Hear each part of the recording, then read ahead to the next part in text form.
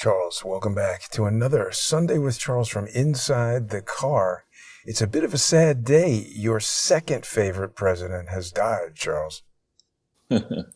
Yeah, I've met very few presidents, but remember I met him when he was governor running for president, and he was singularly unimpressive then. I think he was, until Biden came along, he was without doubt the worst president ever, in modern history. And yeah, he's had a long life, but he's one of those guys. I mean, my what I've heard from people who actually studied the way in which various White Houses work, he was his own worst enemy. I mean, he insisted. He actually, someone told me that when he was president, he reviewed who got to play on the White House tennis court. What? And can you imagine being, that much of an idiot? I'm How does he president have of the United time for States, that? but Charles wants to use the court again. He was there on Tuesday. Why should I let him back? I mean, Ridiculous. what do you think? So he was a control freak and inserted himself into too many decisions and didn't have a good sense of priorities. And under his watch, the economy went from doing pretty well to a shit sandwich. So, and not to mention foreign affairs. So I hope historians will study him and give us a fair assessment over time. His family will go through a rough patch now. There'll be the state funeral, I would guess, and the ceremonies attendant to that. Biden will have something to do or pretend to do. I mean, actually, somebody tweeted out that Biden is claiming that Carter wanted Biden to deliver his eulogy. What? I mean, yeah, I don't believe that for a second. Do you know what I find interesting about Jimmy Carter, Charles? He was the first president that I remember because I was a little kid when he was president, and I didn't really know anything about him. I remember more about Dan Aykroyd pretending to be Jimmy Carter and making fun of him, which was pretty darn funny. But in my adulthood, I learned about things like this Operation Eagle Claw, where he tried to rescue the Iran hostages and instead just, had a disaster in the desert, crashed some helicopters and stuff. Pretty bad. I wonder, though, if George H.W. Bush and the CIA didn't mess with this Operation Eagle Claw. We know so much more now about how the deep state attempts to thwart presidents, particularly Trump, and I think we've got more of that cooking. I don't doubt it. But we're only however many days away you are there in America from the inauguration. And I think we're beginning to see around the world that what couldn't be questioned before can now be questioned. You and I were under the radar screen, I think, when we began, though our audience was pretty strong and rising, and they could afford to basically just ignore us. But on almost every major scam that we've covered together, we have been early to point out, and I am bragging, but it's the end of the year. You look back at the year, you think about and the years, and you're entitled to take stock of your accomplishments and think about how you can improve things. So we called COVID early. We've been relentlessly, the first thing we did together was the business model for charity fraud. And that it now seems on the campi, when you talk to young people coming out of college, well, I'm not working for Microsoft, I'm working for a nonprofit. Going to work for a nonprofit is virtuous until you discover that most of the large ones are complete and utter scams, and very useful vehicles for the deep state and others when they want to do these dastardly projects. There's something up on my Twitter feed alleging that the Clinton Foundation is in Panama working with other NGOs on projects ostensibly to get illegals into the country, but actually that become human and child sex trafficking operations. Wouldn't shock me in the slightest. I'm actually aware of somebody who was a reporter for the Wall Street Journal at a senior level who went down into the Darien Gap and that very difficult place to try to cross. And the tales of woe down there are well known. I mean, that's no person's land, and you're not doing your children a favor or young people a favor, slipping them into our country illegally. You're simply not. And the ghouls at places like Save the Children, on whose board Jill Biden, I think, serves, There's some ghoulish charities, American Red Cross, Clinton Foundation, and others, that end up in places where there are lots of vulnerable people about whom the authorities are not going to ask questions, or worse, um, they're going to actually abuse themselves. So I think it's good that the spotlight is rising on charity fraud, and it's going to take a root and branch restructuring in Washington, D.C., with the IRS cleaned out, the Justice Department cleaned out, and then the files on these various investigations. The standard line on the Clinton Foundation and the Clintons is always, well, we are among the most investigated family on the planet, and nobody's ever successfully found anything. Well, that's because most of the people who allege problems with the Clintons are dead. Exactly. You know, Nobody's successfully found anything. They always die in the middle of the investigation. It's weird. like that UN guy. Remember, he was about to testify, and his weights fell on him. Oh And, yeah, right. Exactly. They're all very bizarre deaths. There's somebody who is going to testify about something with OpenAI who had a little bit of a Clinton situation. exactly, It's so sketchy. exactly. And then, what about the Obama chef? Explain that. Yeah. But one of the good things that now is finally happening is so many people bought in to the idea that pick your religion, that he was either Moses or Jesus or Buddha or whatever you want to say. Um, and now finally people are beginning to say, now wait a minute, this guy is a smooth talking con artist. He really is. I mean, and then Dinesh D'Souza, who I think had to pay a fine, and I forget if he went to prison or not, but he has some scathing prison. Yeah, he has scathing video of Obama pursing his lips and using all the techniques he was taught by his speech coaches to try to get sympathy for Kamala Harris and go to the finish line against Trump. When you look back on most of the major things that Barack Obama gets credit for are just utter disasters. His policy of regime change across the world was basically, it's just pathetically stupid.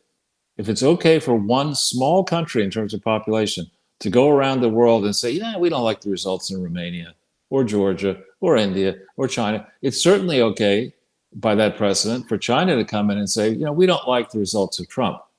We're going to, upend that regime. Regime change is a morally bankrupt policy that the world has suffered mightily over this impulse for regime change, thinking poorly about what happened in Germany. The argument ran, I think, back before you and I were alive, after World War II, early after World War II. Look at all the suffering caused in World War II. If somebody had gone and taken Hitler out before he cemented control over Germany, the world would have been a better place. So let's start picking winners and losers around the world and identify. That was really bad and dangerous thinking that has caused America, I think, to slip way off, even in contention for being a leading power when it comes to foreign policy. And we really need to learn from our mistakes there and atone for them to the extent possible. That's, Obama, Hillary, and Kerry were all into that regime change. And now Biden and stinking Blinken and Jake Sullivan, who was there at the party under Hillary and under Kerry, these people are demagogues or worse. Indeed. Joe Biden is advertising bounty as he mourns the death of Jimmy Carter. Charles, this looks like the alternate Joe Biden here. He really looks different than he does in certain photographs. It's quite interesting. Well, again, I mean, back around the time, or shortly before the time you were born, when the storyline ran something like this: the Washington Post was not a big newspaper. New York Times was the paper of record, and the valiant folks at the New York Times were outdone by the rising stars, Woodward and Bernstein, and speaking truth to power about Nixon, and proving what happened with Watergate and removing a president. Those were the days back then when journalism stood in a higher regard than it is now. I mean, the people who brag about being journalists and puff themselves up with their Peabody Awards and their Pulitzer Awards and their Emmys and all this stuff, these people should really need to find an alternative profession. I mean, they're already whores. So, perhaps that's one way they could go and make some ready cash. But I mean, it's just disgusting what they did because, you and I are outsiders. We're not trying to get an audience on a daily basis. We don't need to have access to the White House in order to write our stories because if we don't have access, ABC or CBS or NBC or somebody else will get that access and we'll look stupid and we'll get fired. We're not playing that game. They are all these prostitutes. And they must have known back in 19 and 20 as the presidential contest took shape, they had to have known that Joe Biden was not even a meathead, that he was non-compos mentis. I mean, think back to the debate when Kamala Harris, the only time she's ever strung a series of sentences together in a meaningful way was the time when she humiliated Joe Biden in the run up to the primaries. Yeah. And I remember reporting at the time, there was, he's past his sell by date. Maybe he should drop out of the race. That was the tone they were taking. And then Jim Clyburn, who was an odious, crooked, way in Washington, D.C. too long, jackass, brokers this deal to slip Biden in and foist him on the American public as the alternative to Trump. We really need to go back over all that ground. And if there were, I don't know who could rise to the occasions. Jeff Gerth is pretty old, but somebody like him, who is an old school, fair and honest reporter, needs to go back in and ask some very tough questions about the journalism profession, about mainstream media. We have been sold one bill of goods after another, whether it's, go back, for example, to Bill Clinton and his in theory, praiseworthy fight against HIV and AIDS. That whole project was a precursor to COVID. Well, the medicines, and the same people are involved, actually. The medicines that were foisted on and killed many brown-skinned people around the world in particular were brutally flawed, if not diabolical in the case of Ranbaxy. And Ranbaxy is not the only villain. So that was certainly the whole HIV and AIDS are raging crises that only Fauci and Birx and others can solve with the assistance of Bill Clinton. I mean, it's just rubbish. The whole use of EcoHealth Alliance. How was it that you and I were able to figure that out instantly? And it's taken.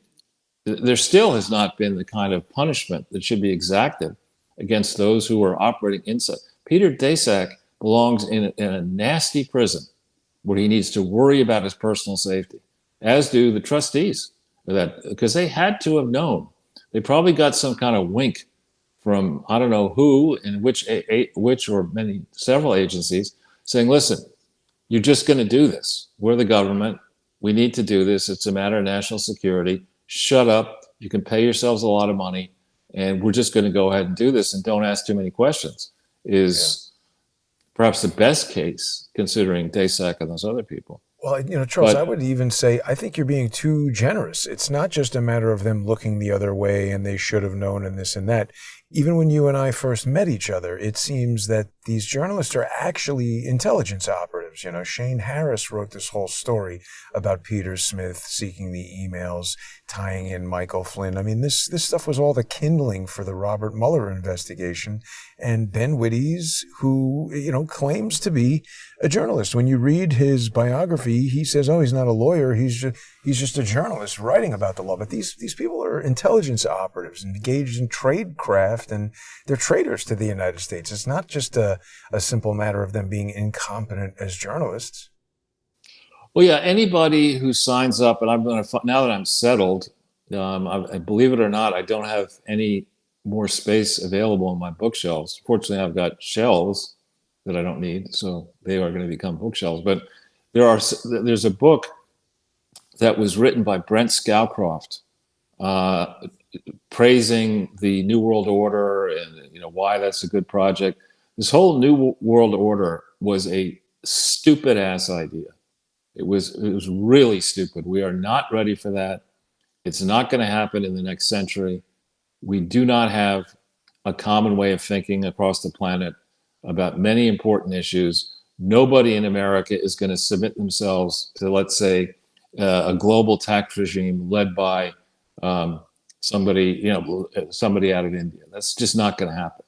And until there is one set of tax rules that are applied evenly and fairly, until the cost of government is brought way down, availing itself of the benefits of technology. Global governance is a nice project for people who have the time and energy to fly around the world. If we made anybody who's advocating global governance had to live in a fucking tent and eat MREs and Bill Gates' shit water instead of going to fancy restaurants and bars and staying at fancy hotels, I think we'd see a lot less of this nonsense.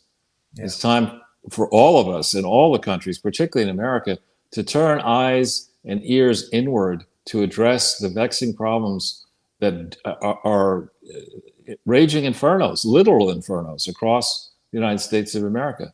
We don't have bandwidth right now, mind share right now, to be worrying about Syria and Azerbaijan and places far and away. Our educational system right now, we talk a little bit about this H-1B thing. Our educational system is an offense to humanity. It is disgusting what's going on in these schools. These educators are paying themselves way too much money. They are embarked on projects that make little sense and indeed are damaging our young, impressionable minds. And the whole basis upon our education, upon which education happens, is based on 18th century, 19th century ways of living on farms. Why is it that we go to school, that we have the summer off? Why nobody's working on farms in the summer?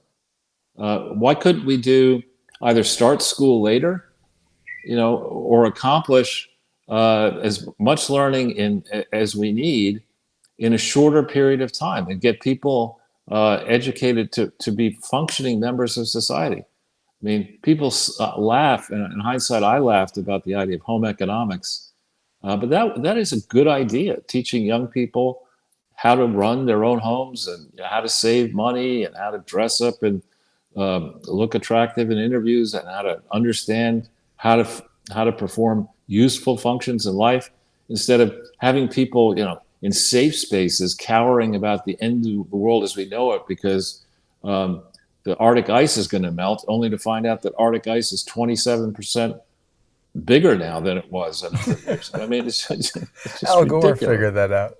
Yeah. I mean, it's really, and people who want to bleat at a young age, the Greta Thunberg syndrome, to encourage some adolescent punk to go to the UN General Assembly and shout at world leaders, just forget that, Greta. Stay home and focus on doing well in the STEM curriculum so you could be an engineer and actually do something useful. There has to be radical adjustment to get back to the basics. People who should go to school to open their minds to fresh ideas. They need to learn the lessons of history. They have to have basic skills in reading, writing, and arithmetic. And we need to forget about these equalization projects. There's this really an actual short person, but a mental midget with a PhD, was Robert Reich, is now bleeding about how private equity has ruined America. No, you moron. Private equity didn't ruin America. It enriched your pension funds. The biggest investors in private equity funds are the pension funds. Yeah, TIA, CREF, and CalSTRS, and CalPERS, and you go down along with Texas. He's a complete moron. And you want to talk, Elizabeth Warren, about price gouging. The price gouging occurs in America in the educational system. When you look and take public schools for starters, the amount spent, the true amount spent on public schools per student is astronomically high. And there were some statistics I was just reading that 30%, I think, I don't know if this is across America or one portion of America, 30% of eighth graders can't read. I mean, Wow. don't talk to me about That's good about value price. for money, Charles. I mean, I suppose they're afraid that if you could read, you realize how stupid this whole system is. But there's a lot of bleeding. There are a lot of highly paid people getting $20 million book deals. I mean, here Kamala Harris has gotten supposedly, That's or going to get crazy. it. I mean, that person has never authentically written more than her name, is my guess, and even that you probably can't do properly. I mean, who would pay 20? There's no. I wouldn't pay Einstein $20 million for a book if you could bring him back to life. It's ridiculous. You can't make that kind of. I mean, books cost a certain amount of money to manufacture and distribute, and the public doesn't want to pay. It pained me to pay $40 to buy one of Obama's recent books, and I love books. I've got thousands of them. I mean, it's nobody is a $20 million advance. Is just not justified Suspicious. for her. It's suspicious to me. It's beyond not Right. justified. And I mean, I Charles, think you mentioned earlier in Go the ahead. show, you were talking about prostitutes. And I don't know if you saw this, but I did a show earlier with Sal Greco about this just incredible scandal where the chief of department at the NYPD was giving out overtime money to have sex with the female officers. I mean, it's insane. The cops are doing crimes themselves. How can they be enforcing the law? It's the same thing in the courts. It's the same thing in Congress, the same thing in the White House. Well, it's the same. It's actually, that story is similar to the Biden thing. A lot of people had to know about the police messing around, and they saw that and they said, look, if the police are doing it, we're going to do it.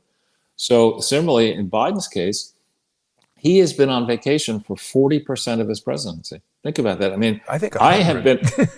been, yeah, right. I've been on vacation, not working for a long time, but I'm not pretending to be president of the United States. I mean, Nobody's it's sending their just, tax money to you. You're just hanging out. I mean, you're sitting there and you've got all these problems. You've got spiking crime. Well, we'll solve that problem by fudging the statistics. You've got a budget deficit that's out of control. Oh, we'll solve that by fudging the statistics. You've got all sorts of initiatives that made, we won't tell the president the truth. I mean, how do you tolerate this? How do journalists tolerate that? You can't live like this. I suppose you can live like this. I bring up Pitcairn Island. It's a small place in the middle of nowhere. If you're Pitcairn Island, I suppose you can do that. Or if you're where I'm going to be going in a few weeks in Indonesia, to very rural Indonesia, I don't think most people will care about, if the suntan lotion is not available on a given day, I'll stay in the shade. There's not much you can do. But this is Washington freaking D.C. when you've got busybodies in every department saying, well, I think we need a strategy for Timor. No, you don't. You need a strategy for doing less and spending less money. They need a strategy for places like Detroit, New York. Forget about Timor. It's absurd. They're sending billions, and people are still flooded out from that North Carolina Hurricane Helene. It's crazy. But there are some good rants now on my Twitter feed, I have to say, if people have had it. And the mood, people are going to now get up there and, the Squad and others, or the Dime Store Obama, as Hakeem Jeffries is called, if they want to rant and rave about we need to increase spending and go further to the left, bless their hearts. They're going to be destroyed in the 2026 elections. Absolutely. Now, Charles, we're just about out of time here in our introductory segment, but people are going to be able to join us for discussion in the First Amendment Forum in just about 5 minutes from right now. People can join us. It also helps me a lot. Sponsor Crowdsource the Truth. Go to odyssey.com/@crowdsourcethetruth, crowdsourcethetruth.substack.com, and subscribestar.com, and patreon.com/crowdsourcethetruth. I've been burning up gas running the car during the shows, but Charles, I've got it pretty dialed in here in the in-car studio, and I'm pleased about that. I'm still working on the final, piece de resistance of the technology of this whole project. Hopefully that'll be working pretty soon, not within 5 minutes, but we will be back for the First Amendment Forum. So stay with us, everybody. Join us on the sponsor exclusive channels, and we'll be right back.